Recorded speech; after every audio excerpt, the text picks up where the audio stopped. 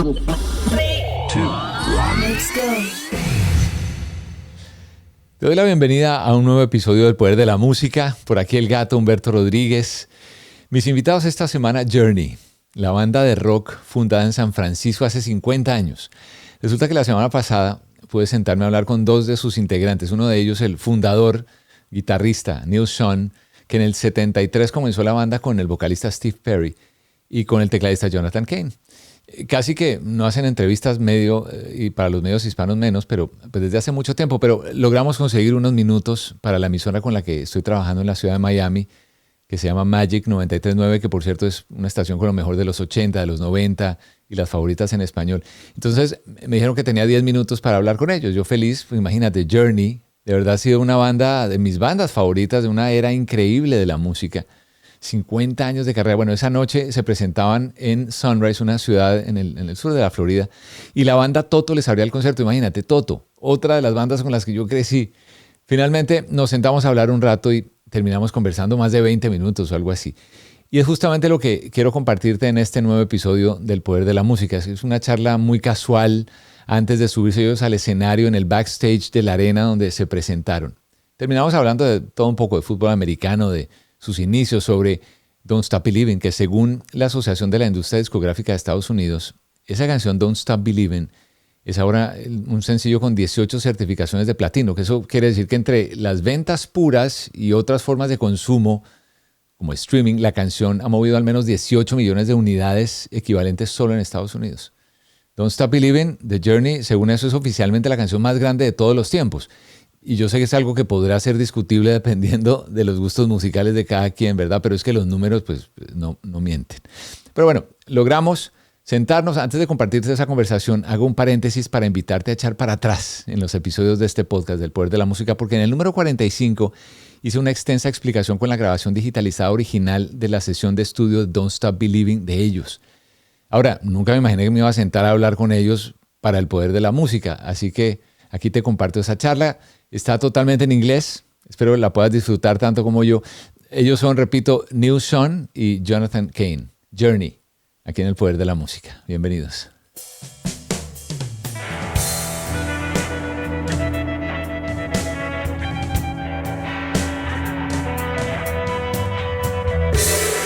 Super happy, muy contentos de tener una legendaria banda que yo creo que ha sido la banda sonora de muchos de nosotros. You understand a little bit Spanish? A little bit. Poquito. Un poquito. What is needed, right? To understand. Yeah. Banda sonora de nuestra vida. You have been like the soundtrack of many people, many generations. Right now we were talking with you, Jonathan, about how 50 years have gone by like so fast, no? It's amazing. Yeah. It's been an honor. I've been 43. Of course, Neal started this thing way back when in San Fran. And to be with him and still be rocking like this and still be relevant like this and selling out everywhere. Wow. Yeah, we're just getting started and we have an amazing year planned and, hope to get over to South America next year. That's right.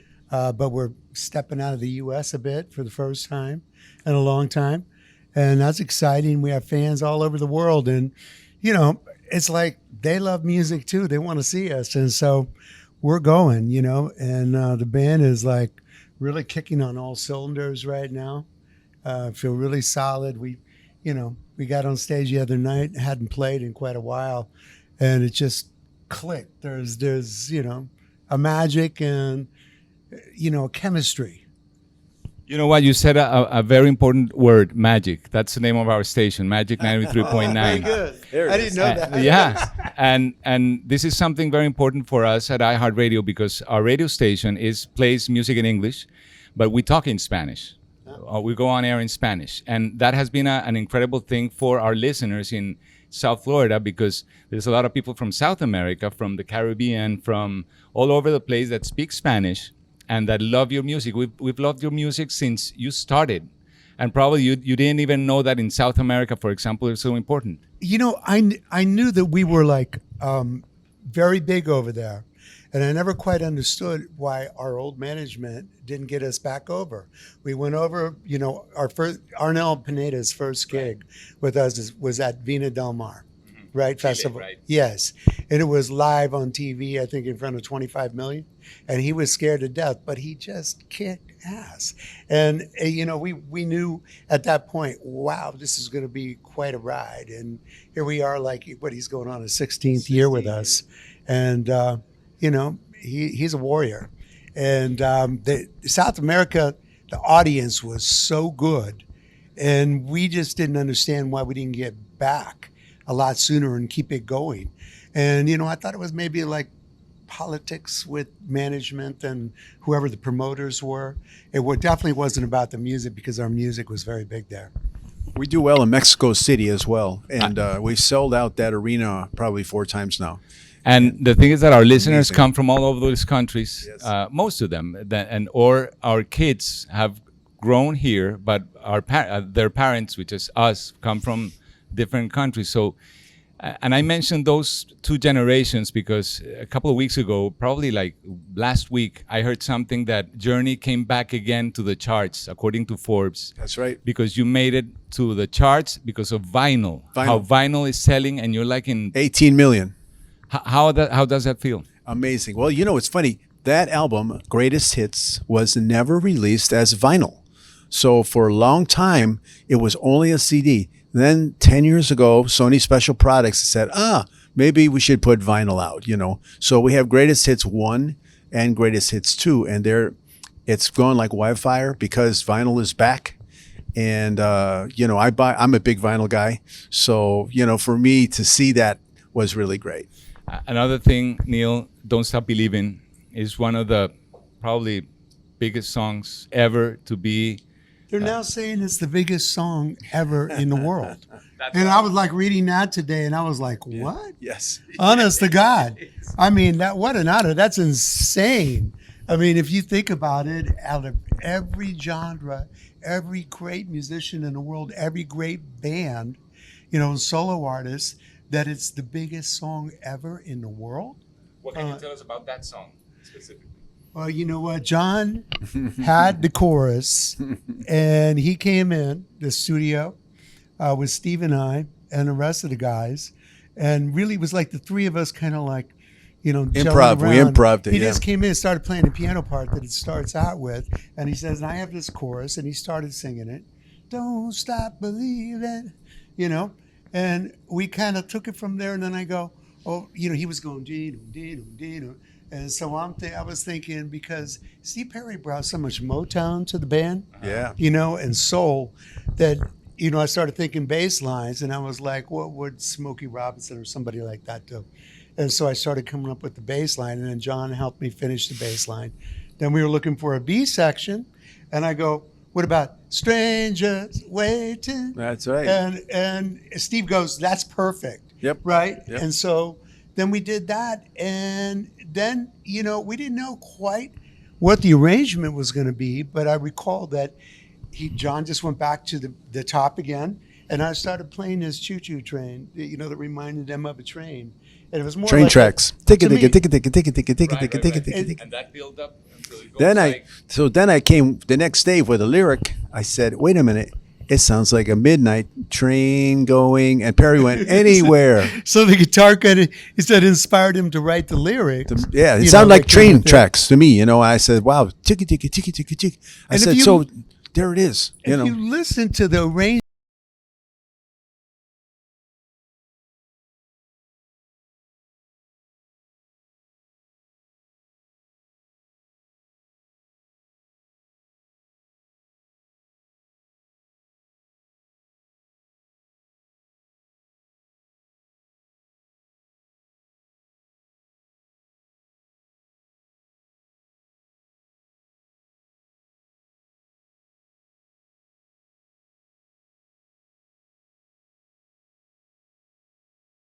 over rehearsed that much. We had the idea, and it was pretty down pat, and had the arrangement as it was, and I didn't think about a solo. And then we were with very great producer Mike Stone and Kevin Elson, who did our live sound at that point. And I just thought to myself, why not? My father was a musician, right? And I remembered one thing that he always told me. He says, try to set up where you're going. You know, Yep. he says that's the best thing you can play if you set up where it's about to go. So I went, well, I'm going to play Steve's melody since nobody's heard it. And he had a little piss fit. But he loved He's it. like, he loved it. But at first he was like, you're going to play what I'm going to sing? He goes, nobody's heard it yet. And I go, that's the idea. Let me play the melody first. They still haven't heard what you're going to do with it after that, but it worked perfectly, you know? You know, my father was giving me advice when I was struggling in LA. And what he said to me on a phone call one night is, John, don't stop believing. We have a vision. We're going to get through this. You're going to be a star someday. It's not right now, but it's coming. Visionary. Trust me. Don't stop believing. So I wrote it. That's beautiful. And that's when I didn't know it was a song yet until I got with these guys, Journey. So that's 5 years later, 7 years later. I saw it. I said, Journey song. And sure enough, Steve loved it. Neal loved it. And so blessed from my father. I have to confess something to you guys. Some years ago, it came to my computer because of a friend of a friend. I don't believe it's the original session, but it was a digitalized version of Don't Stop Believing. And I have all the tracks separated, everything in one whole Pro Tools session. Yeah. I've been hearing that for almost 10, 12 years. And it never, ever gets any part of that song of you guys old, ever. You know, what was really incredible, too, is Mike Stone was the echo master, you know? And John and I had seen him work on so many projects. He was just off of Queen. He had done the Queen record. Right. Yeah. And And I have also Killer Queen, that was him, yeah. he just got us, you know? So everything sounded so inspiring while we were recording. Yes. You know, he got such great sounds. I mean, we gave him the sounds, but then he took it further. Yeah. You know, all the echoes on Steve's voice and on some of the guitar stuff, but he was pretty much a dry guitar guy, which I'm like, I've gotten back into from going back and listening to our records. You know, I found like I was in a swamp somewhere some nights, and then I go, you know, technology, you can get lost in it a bit. And so I spent some time with my tech before we went out this year and just tried to dial in the sounds like flat with no echo. So it sounds more raw and kind of just with a nice point. organic. Yeah, more organic. Because everything is digital now. I'm using some Eddie Van Halen, you know, heads, EVH heads on stage. So I'm mixing tube with digital. But the combo of both is pretty monstrous out in front. One question for you both guys. What is the importance of living? You both live in Florida, right? No, I live in Florida. He lives in California still. In In California. San Francisco, yeah. Sam, I'm sorry for what happened a couple of days ago in the Super Bowl. Yeah, we were there last night. We were all down watching the game. And, you know, obviously, we were originally a San Francisco band. Bummed out. Everybody considers us still a San Francisco band, even though everybody's spread out. I'm still there, you know, and we've always been tight with the Niners. You know, our ex-manager, Herbie Herbert, knew Eddie DeBardlo and introduced us to the team, and Joe Montana, Jerry Rice, Ronnie Lott, all those great ball players, you know, and we used to go see their games all the time. And Eddie would take care of us and put us in his box. You know, we got royal treatment. And they loved Journey, and we loved the Niners. And so it was always a no-brainer to do something with them. And the only thing we could ever do until just recently was, you know, we brought them on stage with us after they had won, you know, Super Bowl after Super Bowl after Super Bowl. And so, you know, them being from San Francisco and us, we were playing the Cow Palace. And I remember we brought them on stage. The whole team came up there and the crowd just roared. And so it was always my dream and John's dream that we would play, you know, a Super Bowl or a halftime or something. But we were always busy in the 80s. Herbie kept us working like crazy. You know, we never got a break. We played, 6 shows? Well, they didn't a have a week? very good sound system either. You know, now Levi Stadium obviously is a different sound system, and you could actually do a good gig there. Right. And so we did. We did it on the championship game. They were losing by 17 points. We played our "Don't Stop Believing" medley, and the Niners won that game.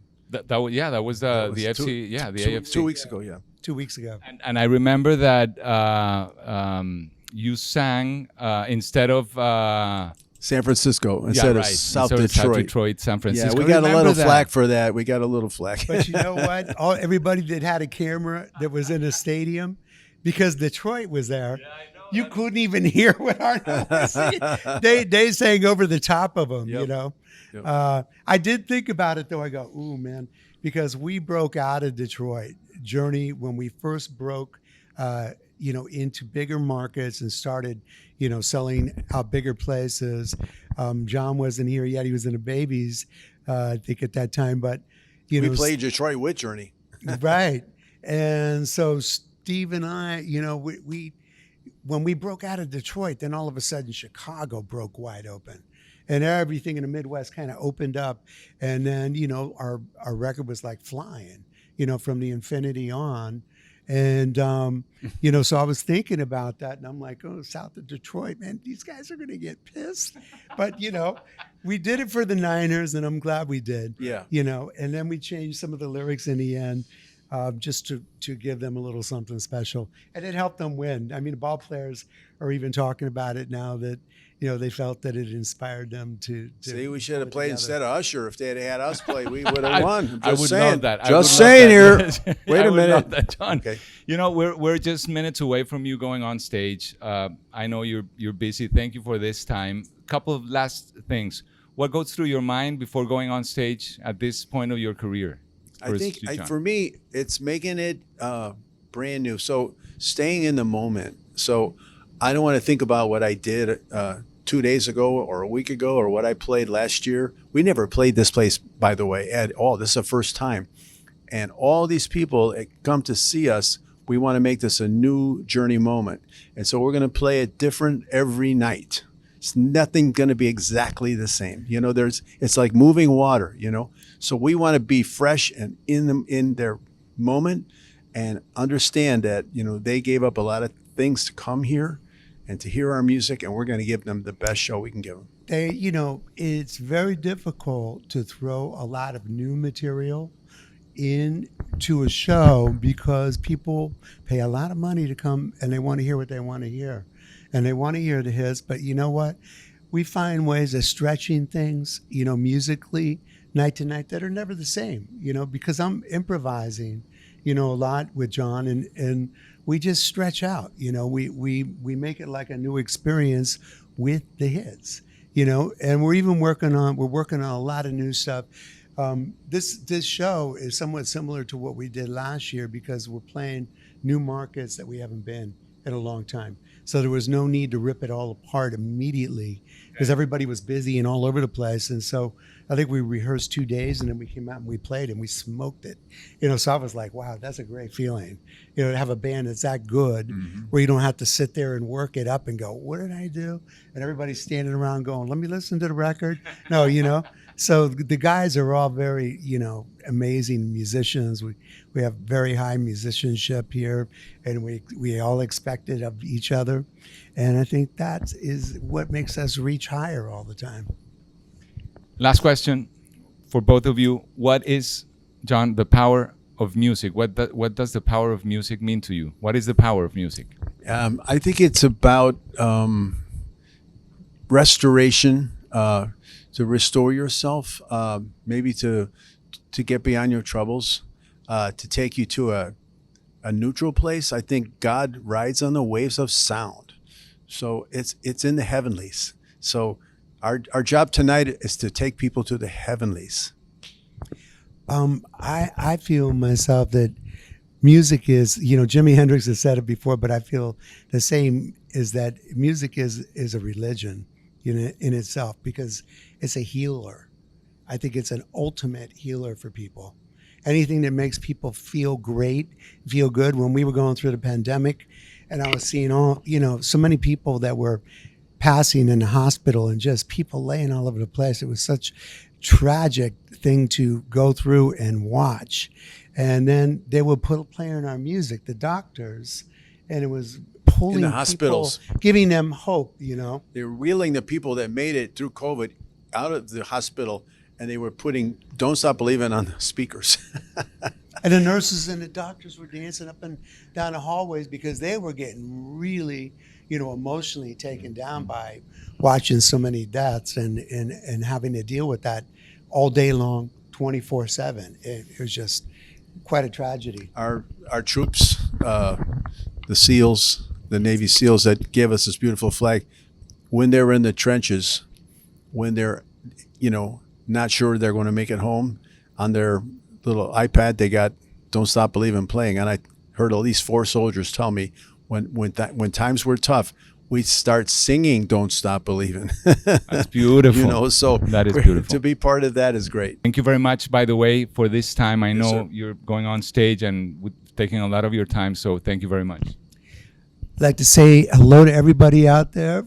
Listen to Journey every day, and it's going to make you feel better. Thank you very much, guys. You're very, very, very kind. Thank you very much. Bendiciones. No, gracias. Muchas gracias. Gracias. Bueno, ahí estaba esa charla informal, relajada, antes de salir al escenario. Después de eso, se dieron un conciertazo de hora y media, hora y 45 minutos de solo éxitos. Journey. Espero la hayas disfrutado y, bueno, leyendas del rock y leyendas de la música. Gracias por conectarte con el poder de la música. La próxima semana aquí nos encontramos con más. Y en las redes sociales, si quieres, @Humberto el Gato. Hasta la próxima.